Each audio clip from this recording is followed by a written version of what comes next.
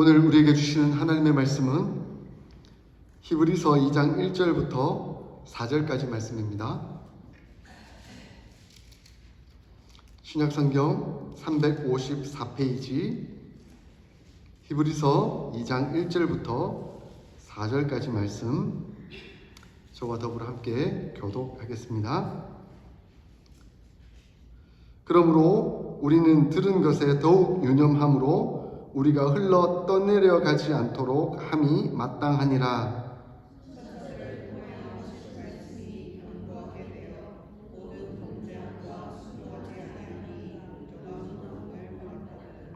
우리가 이같이 큰 구원을 등한히 여기면 어찌 그 보응을 피하리요. 이 구원은 처음에 주로 말씀하신 바요 들은 자들이 우리에게 확증한 바니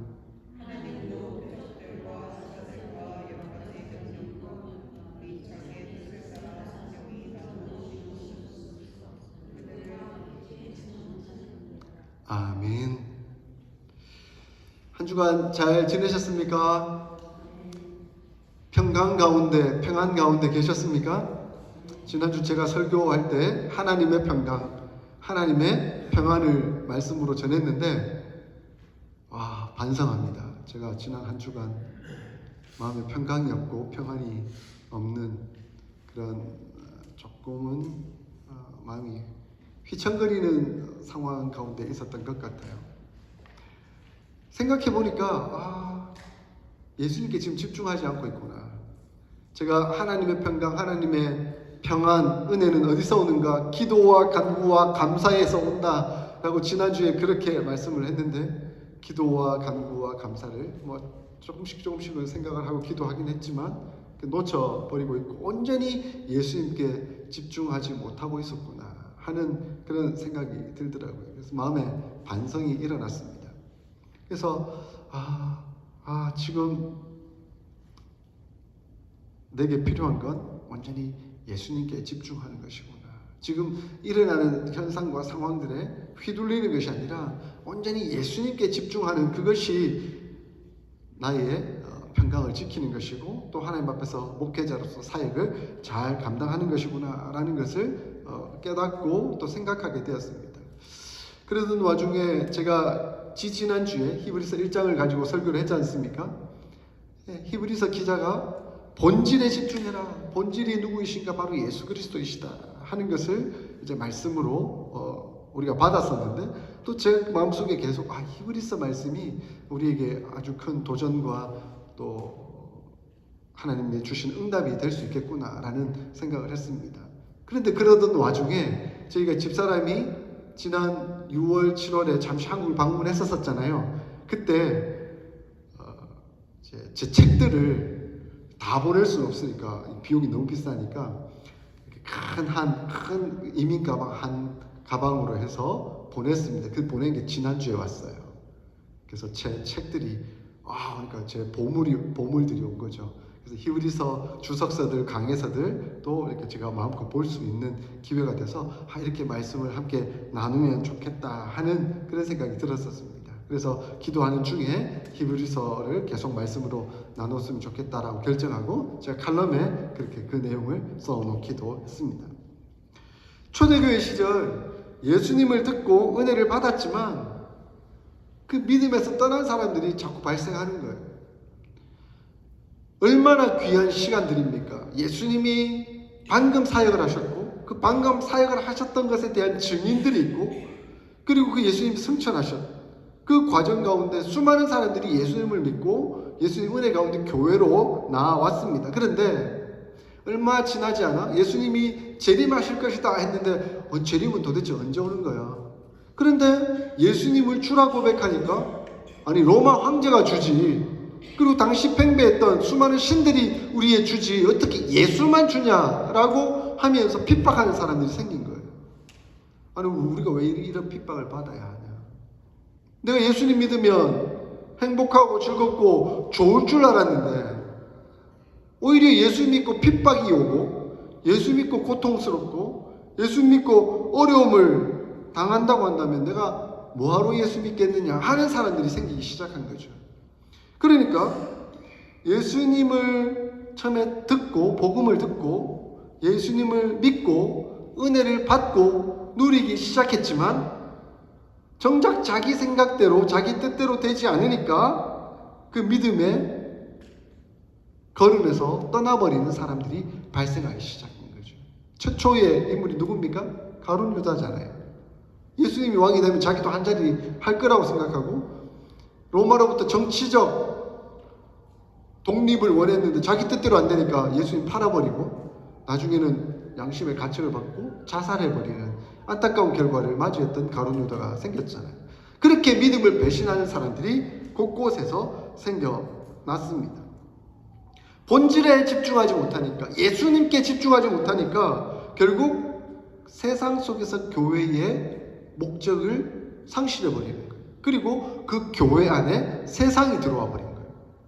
그래서 세상의 논리와 세상의 방법이 그곳을 휩쓸게 된 것이죠.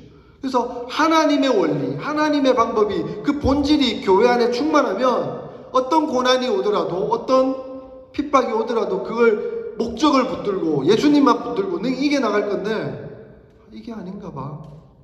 아니, 세상에 나가면 더 성공할 수 있는데 그것을 따라가면 안 될까? 라고 생각하며 교회 안에서도 세상의 논리가 판을 치게 되어버린 것이죠. 하나님의 주권, 하나님의 말씀은 상실되고 세상의 방식과 세상의 논리가 교회 안에 틈타게 되는 상황이 되어버린 것이죠.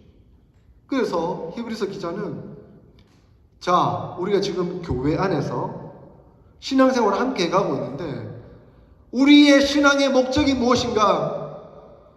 우리의 신앙의 본질이 무엇인가? 다시 생각해보자. 다시 집중해보자. 지금 너희들이 무엇하러 교회에 나왔느냐? 세상적 복을 받기 위해서? 세상적으로 성공하기 위해서? 아니다. 그래서 히브리서 기자는 1장을 통해서 제가 말씀을 드렸잖아요.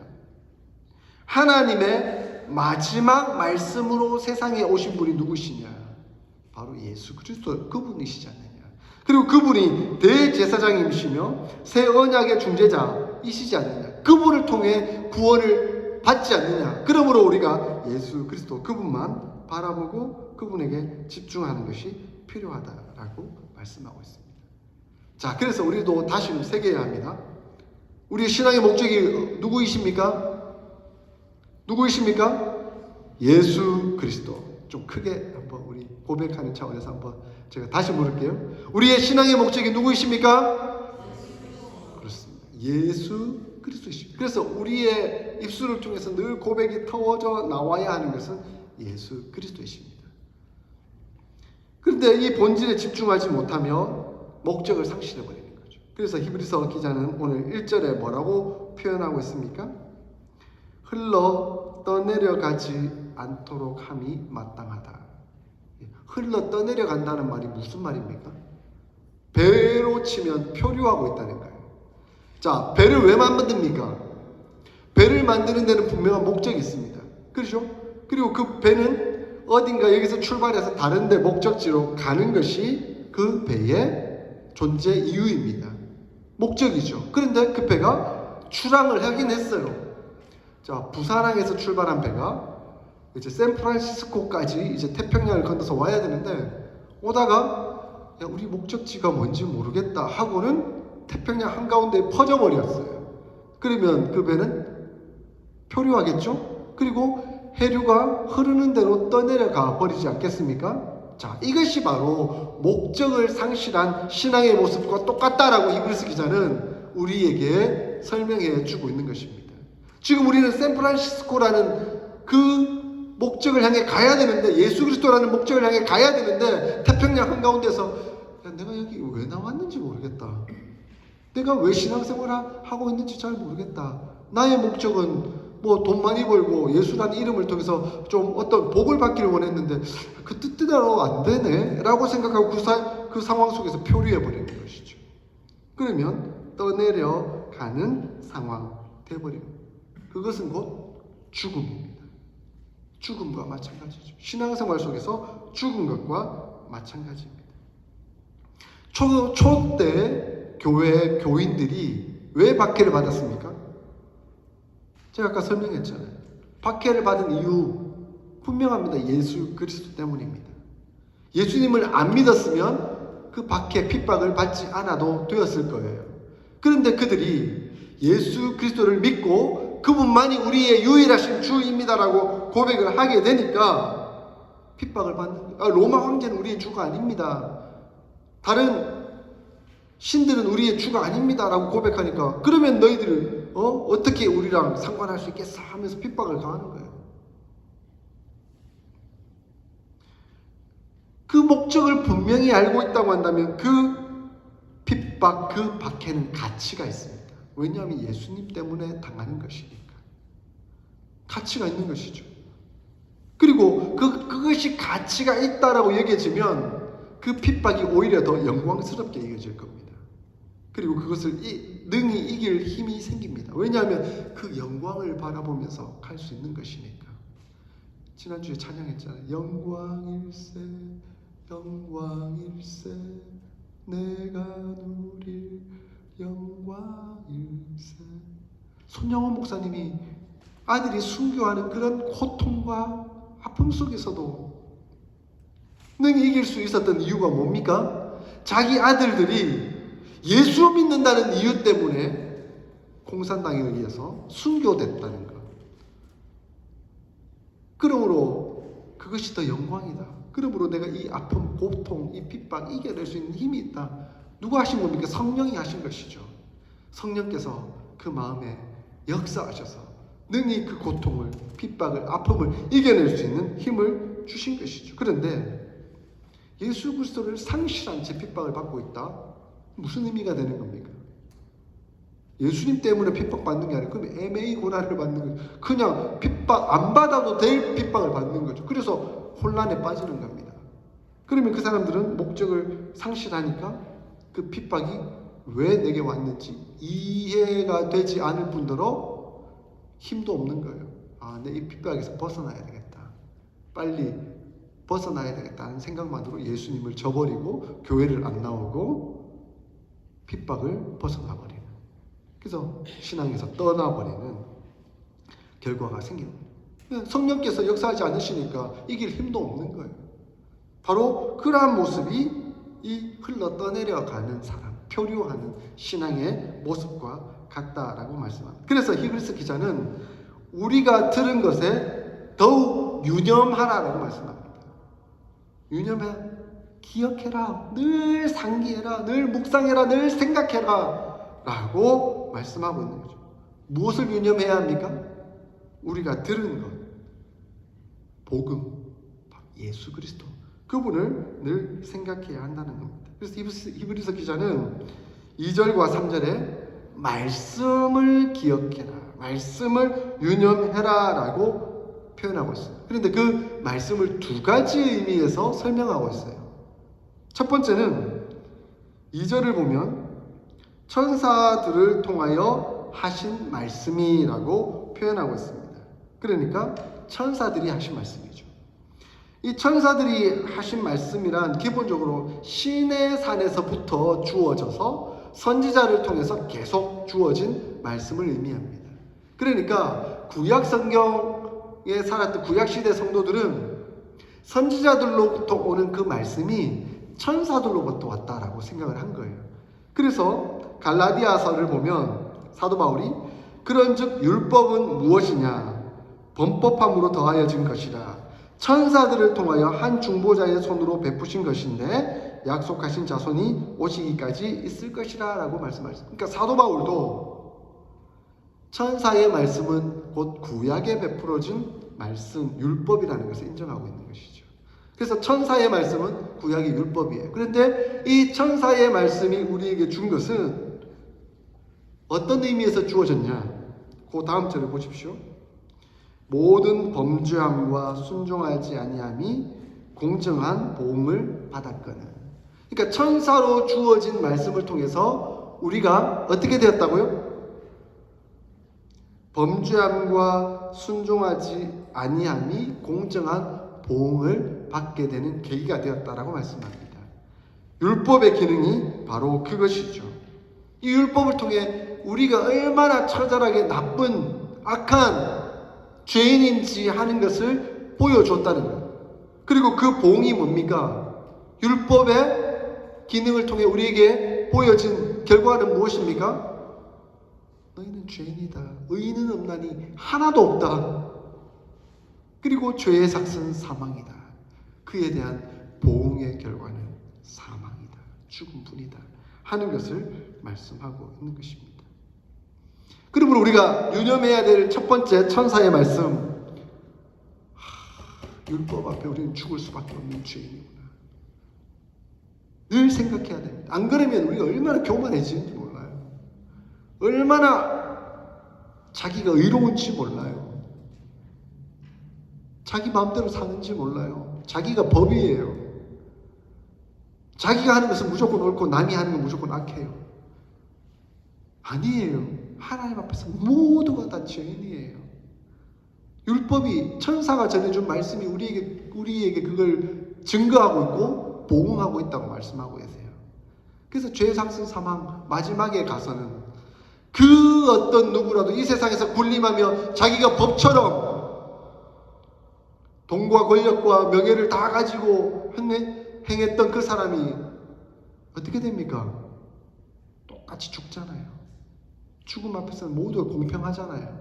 하나님 앞에 동일하게 설 수밖에 없다. 죽음을 통해 그렇게 우리에게 말씀하고 있습니다. 죄의 삭은 사망이다. 교만하지 마라. 율법이 우리에게 그것을 가르쳐주고 있다. 유념해라. 명심해라. 늘 생각해라. 라고 말씀하고 있습니다. 그래서 문득문득 자기가 불뚝 올라오는 상황이 생기면 기억하십시오. 유념하십시오. 율법을 생각하십시오.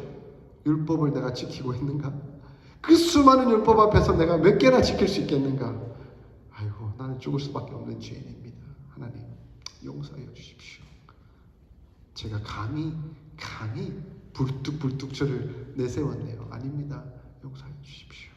그렇게 고백해야 하는 것이죠.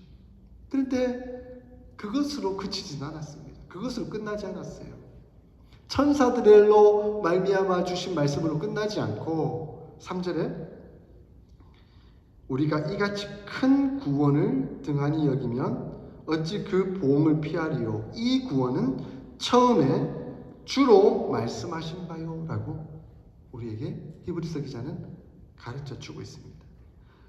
천사들의 말씀으로는 우리가 죽을 수밖에 없지만 그러나 구원이 우리에게 임했다. 누구를 통한 말씀으로? 주를 통해서 주신 말씀. 주는 누구이십니까? 바로 우리 주 예수 그리스도이시죠. 우리 주 예수 그리스도로 말미암아 죽을 수밖에 없는 우리가 이제는 구원을 받게 되었다라고 말씀합니다. 그분이 바로 예수 그리스도, 그분이 우리의 신앙의 대상이시고 목적이시고 신앙의 본질이시다. 그걸 유념해라, 잊지 마라, 늘 묵상해라. 히브리서 기자는 말씀하여 주고 있습니다. 이 말씀이, 이 은혜가, 이 복음이 우리에게 들림받은 거예요. 그래서 지금 우리는 이 자리에 모여 있는 거예요. 그런데 이 자리에 모여 있는 이유를 상실해버리고 유념하지 않고 그리고 표류한 채 떠내려가는, 그래서 교회 안에 세상이 들어와서 이게 교회인지 세상인지 알지 못하는 그런 현실에 빠져들게 되면 아무 이유가 없어져 버리게 되는 것이죠. 한 목사님께서 설교하시는 걸 제가 들었는데, 오늘날 한국 교회가 역대 기독교 역사상 가장 타락한 형태다, 이렇게 표현을 하시더라고요. 아니 어떻게 그렇게 함부로 표현하십니까? 그 교회를 자꾸 까면 됩니까? 우리 자꾸 내부적인 적이 되면 됩니까? 그렇게 이제 원로 기독교 지도자에게 여쭸더니 그 원로 지도자께서 이렇게 말씀하시는 거예요. 그래서 제가 더 안타깝습니다. 실제로 수많은 목사님과 수많은 교회가 정말 예수 그리스도 본질을 붙들고 진리로 나아가는데 진짜 몇몇, 그런데 그들이 한국 교회에 대표한다고 말하고 엄청 크고 뭐 돈과 권력과 명예를 다 가지고 막 움직여가고 있으면서 그런 타락한 모습을 보고 있으니까 내가 너무 안타깝고 하나님께 너무 죄송한 거예요. 이렇게 표현하시더라고요. 만약에 우리 교회가 엄청난 돈과 권력과 명예가 있었다면 우리 교회는 어떻게 했을까요? 어떤 방향으로 나아갔을까요? 이게 감사할까요? 이게 다행인가요? 이게 또 감사한 건가요? 하나님께서 우리 교회를 향한 목적이 있을 것이다. 그리고 우리 교회는 분명한 목적이 무엇인가 하는 걸 붙들고 나아가지 않으면 어느새 우리가 만약에 하나님 복 주셔서 성장했을 때 우리에게 돈이 목적이 되고 권력이 목적이 되고 그렇게 되면 정말 우리가 타락한 모습 보여 수밖에 없지 않을까 생각합니다. 그래서 우리는 늘 한결같이 목적이 무엇인가, 본질이 무엇인가 유념하며 붙들고 있어야 됩니다. 그래서 미국에 유명한 교회 있죠? 세들백 교회라고 릭 워렌 목사님, 지금 이제 막 은퇴하셨죠. 릭 워렌 목사님이 늘 주장하셨던 게 뭡니까? 목적이 이끄는 삶, 목적이 이끄는 교회, 이런 표현을 쓰셨어요. 그 목적이 뭡니까? 예수 그리스도이시죠. 그래서 릭 워렌 목사님이 은퇴하시면서 이런 말씀하셨어요. 이 모든 것은 하나님께서 우리에게 무엇을 원하시는지 아는 것에서 시작되었습니다.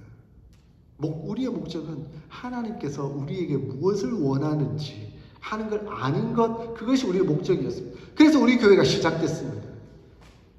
우리는 돈도, 교인도, 건물도 아무것도 없었지만 하나님께서 우리에게 무엇을 원하시는지 그것만큼은 우리가 알고 있었습니다. 우리는 그거 붙들고 갔습니다. 그렇게 고백을 했습니다. 만약에 그 교회가 돈이 목적이었고 아니면 성도 많이 모으는 게 목적이었고 아니면 건물이 목적이었고 그렇다고 한다면 변질되었을 거예요.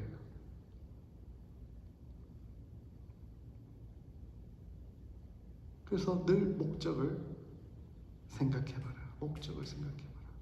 무엇이 우리를 이끌고 있는가? 무엇이 우리 교회를 이끌고 있는가? 무엇이 어스틴 사랑의 교회를 이끌고 있는가? 예수 그리스도 하나님, 삼위 하나님, 그분이 우리 교회의 주인 되셔서 우리 교회를 이끌고 있는가? 아니면 우리가 어떤 인간적인, 세상적인 어떤 방법이나 목적을 붙들고 그렇게 따라가고 있는가? 유념하라. 유념하라. 늘 생각하라. 라고 말씀하고 있습니다. 우리가 본질에 충실하기 위해서는, 신앙생활을 제대로 하기 위해서는 이 히브리서 말씀에 유념하여 귀를 기울여야 합니다. 그죠?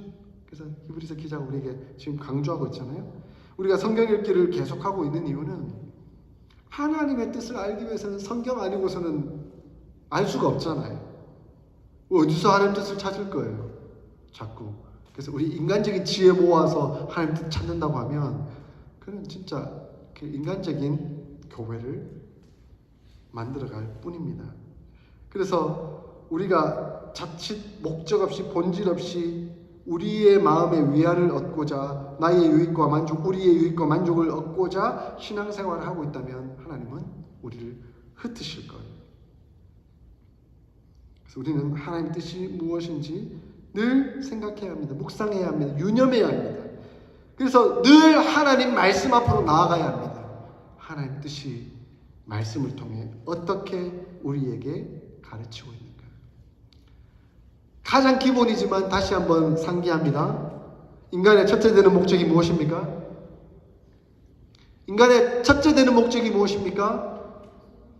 예수 그리스도이시죠. 그래서 웨스트민스터 신앙, 우리 장로교회 표준되는 웨스트민스터 신앙고백서 대소교리문답 제1문 1답에 사람의 첫째 되는 목적이 무엇입니까? 라고 질문하고 그 답을 하나님을 영화롭게 하고 그를 영원토록 즐거워하는 것입니다. 라고 답을 내렸습니다. 우리가 예수 그리스도께 집중한다는 것은 예수 그리스도를 통해서 하나님을 뵙는 거예요. 그리고 예수 그리스도의 그 인격과 그 사역을 본받아서 하나님께 영광을 돌려드리는 겁니다. 그래서 우리가 삼위 하나님과 교제하고 그 속에서 기쁨과 즐거움을 누리는 것, 그것이 우리 인생의 목적이에요. 그것이 첫째 되는 목적이라고 말씀하셨습니다. 그래서 저는 예수님을 본받고 따라가는 것이 우리의 인생의 목적이다. 늘 생각했으면 좋겠습니다. 그래서 예수님을 본받고 따라가는 걸 좀 더 구체적으로 두 가지 측면. 한 가지는 인격적으로 예수님을 닮는 거예요. 인격적으로 예수님을 닮아야 합니다. 쉽지 않죠. 그래서 사도 바울은 갈라디아서 5장 22절에 오직 성령의 열매는 사랑과 희락과 화평과 오래 참음과 자비와 양성과 충성과 온유와 절제의 열매를 맺어야 할 것입니다. 이 예수님께서 맺으셨던 열매예요. 근데 우리 인생 가운데 이런 열매가 맺혀지고 있는가? 이런 열매가 맺혀져 가는 것이 곧 예수님의 인격을 담는 거예요. 그래서 구체적으로 늘 명심하십시오. 사랑이 있느냐? 평화하느냐? 오래 참고 있는가? 자비하냐? 내게 늘 선이 넘치고 있는가? 주님께 충성하고 있는가? 온유하며 절제하고 있는가? 내가 그런 열매를 하나님 맺을 수 있도록 성령 충만한 가운데 주가 가시고 역사하여 주시옵소서. 늘 기도해야 합니다. 그리고 또 한 가지 중요한 것은 예수님을 닮는다는 것은 인격적인 것뿐만 아니라 사역적으로도 마찬가지. 예수님 어떤 사역하셨습니까? 핵심적으로 세 가지라고 말씀할 수가 있을 것 같아요. 하나님 말씀을 가르쳤고, 사람을 치유하시는 역할을 하셨고, 하나님 나라를 선포하셨습니다. 자, 우리의 삶 가운데 늘 이 세 가지가 넘쳐나야 돼요. 하나님 말씀이 우리에게 무장되어 있어서 다른 사람 만나면 언제든지 예수님이 주인이십니다. 그 예수님을 소개하기 위해서 말씀을 좀 알고 있어야 되고 말씀을 가르칠 수 있어야 돼요. 그리고 그분을 위해서 기도해주고 그분의 마음의 상처나 육체적인 고통이 치유될 수 있도록 손을 붙들고 기도해 줄 수 있는, 그리고 하나님 나라를 함께 선포해서 우리 교회에 나와서 함께 신앙생활 합시다. 하나님 나라를 이루어 갑시다. 라고 함께 도전해 줄 수 있는 것. 그것이 예수님을 사역적으로 담는 것이죠. 그래서 어떤 분은 참 인격적으로는 예수님을 닮았는데 사역적으로는 예수님을 안 닮았어요. 근데 어떤 분은 참 사역적으로는 예수님을 참 닮았는데 인격적으로 좀 안 닮은 것. 이 균형을 잘 잡아야 되겠죠. 그죠? 인격적으로나 사역적으로나 예수님을 닮아가는 우리의 모습이 되어야 하는 것이죠. 그래서 4절에 이 히브리서 기자는 하나님도 표적과 기사들과 여러 가지 능력과 및 자기의 뜻을 따라 이렇게 말씀합니다. 하나님이 이러한 목적을 분명히 두고 하나님 말씀에 충만하여 예수님을 닮고자 하는 사람들에게 그런 능력을 베풀어 주신다는 거예요. 표적과 기사. 근데 우리가 착각하지 말아야 될 건 이게 목적이 아닙니다. 표적과 기사가 목적이 아니에요. 어느 목사님들을 보면 표적과 기사가 목적이야.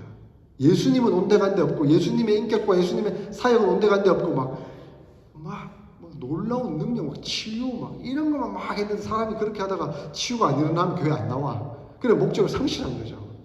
치유와 기사가 일어나는 것은 예수님이 주인이시다, 예수님이 주 되신다 하는 것을 인정하기 위한 하나의 방편이지 그 자체가 목적은 아닙니다. 그것을 늘 명심하라라고 이야기하고 있는 것이죠. 그리고 성령을 따라 나누어 주신 것이, 이것이 무엇입니까? 성령의 은사죠. 성령의 은사는 다양합니다. 저는 우리 사랑하는 성도들 한 분 한 분 볼 때 이분은 이런 은사가 있어, 이런 장점이 있어, 하나님 이런 열정이 있어. 그거 참 귀합니다. 근데 그것을 주신 목적이 무엇입니까?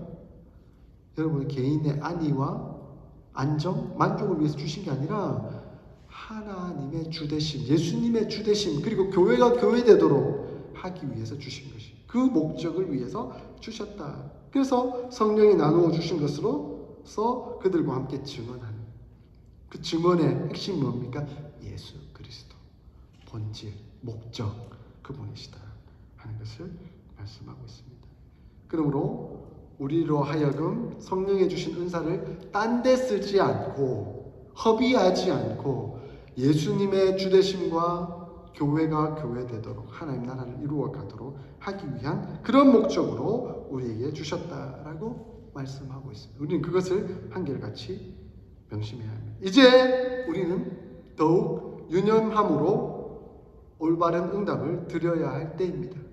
탁월하신 예수 그리스도께서 마지막 말씀으로 우리에게 오셔서 우리로 구약의 천사들의 말씀에 합당한 복음으로 죽음으로 그치지 않고 생명 구원을 얻도록 역사해 주셨는데, 그렇다고 한다면 이제는 우리가 어떤 복음으로, 어떤 응답으로 나아갈 것인가 하는 것을 생각해야 하는 것이죠. 말씀과 기도와 회개와 순종의 삶을 통해서 우리는 그 본질에 집중하고 하나님 은혜 가운데 살아갈 수 있게 되는 것입니다. 주중에 간증을 들었어요. 김주영 군의 어머니 김은숙 집사님의 간증. 무슨 내용이냐면, 얼마 전에 한국에 태풍이 왔었잖아요. 그 태풍이 오면서 포항에 엄청난 사건이 있었어요. 아파트에. 지하 주차장에 지금 물이 차고 있으니까 빨리 차를 빼세요. 차가 지금 침수되고 있어요. 라고 방송이 나갔습니다.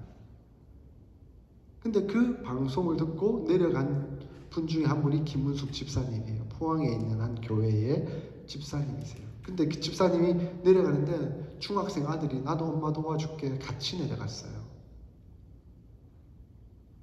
지하 주차장에 차를 빨리 빼려고 하고 차에 시동을 걸고 나가는데 갑자기 입구에서 물이 폭포수처럼 쏟아지고, 근데 나가야 되는데 지금 들어오는 차도 있는 거예요. 그래서 이렇게 저렇게 막혀버린 거예요.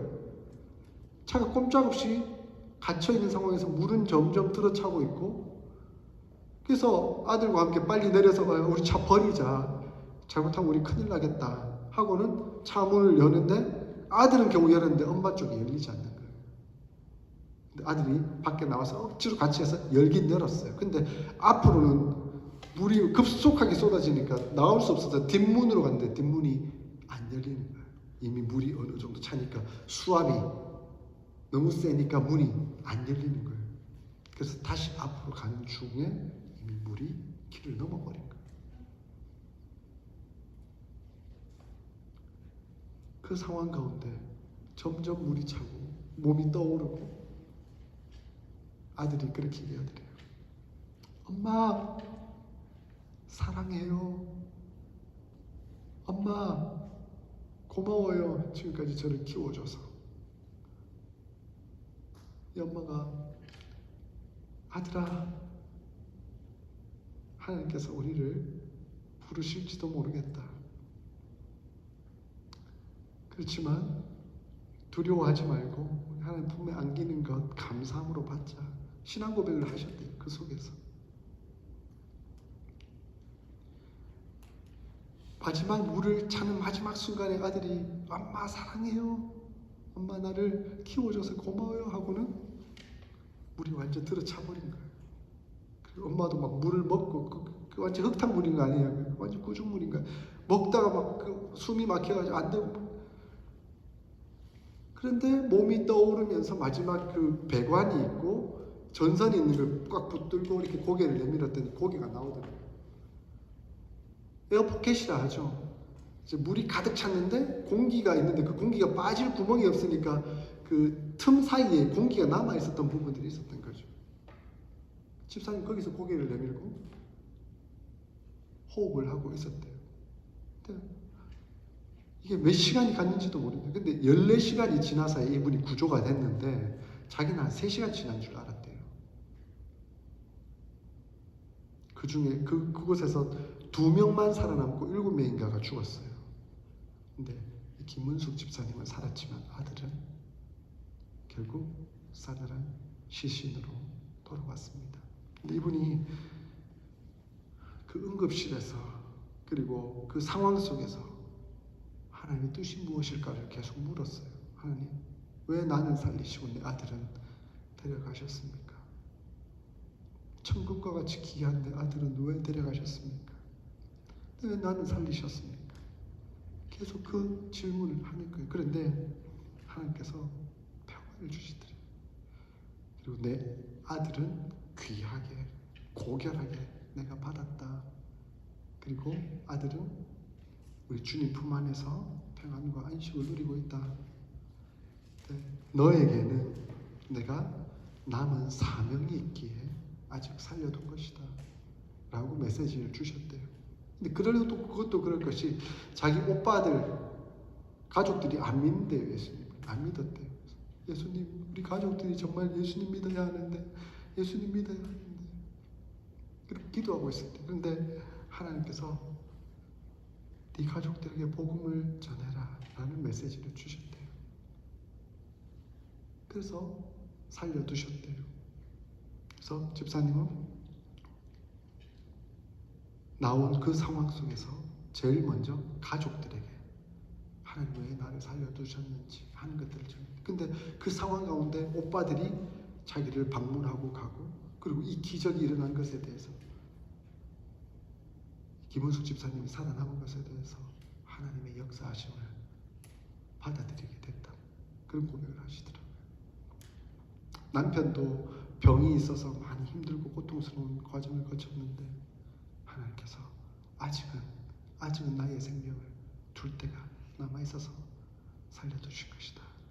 그래서 그 아들 얘기를 하는데 우리가 언제 어떤 상황 가운데 어떻게 하나님 품에 안길지는 모르겠다. 그런데 이 김은숙 집사 아들은, 김주영이라는 아들은 먼저 하나님 데려가셨지만 이 김은숙 집사님을 남겨두신 이유는 분명한 목적이 있기 때문에. 근데 이 김은숙 집사님은 자기가 살아남은 목적이 바로 예수 그리스도시다 하는 걸 고백하고 있는 것이죠. 우리는 다행히 그런 고난, 고통은 안 겪은 것 같아요. 우리가 지하 주차장에 들어가 있는 동안 물이 들어차거나 이런 경험을 한 적은 없잖아요, 그죠? 근데 우리는 호흡하고 있어요. 호흡이 이렇게 쉬운 줄, 너무 쉬우니까 당연한 걸로 생각하지만 그곳에서 죽을 뻔한 사람은 그게 얼마나 고통스러운지, 호흡 한번 하는 게 얼마나 고통스러운지를 잘 압니다. 근데 하나님께서 왜 우리가 이렇게 호흡을 편하도록 잘 할 수 있도록 해주셨을까요? 목적이 있다. 목적에 집중해라. 본질 예수 그리스도. 우리 어스틴 사랑의 교회가 그 본질에 충실하고 그 본질을 따라 나가는 그런 교회 되기를 소원합니다. 그런 본질을 따라 승리하는 삶. 고난이 오더라도 그 고난의 목적, 이길 목적을 분명히 알고 성령의 도우심 가운데 승리하는 저와 여러분 다 될 수 있기를 주의 이름으로 축원드립니다. 아멘.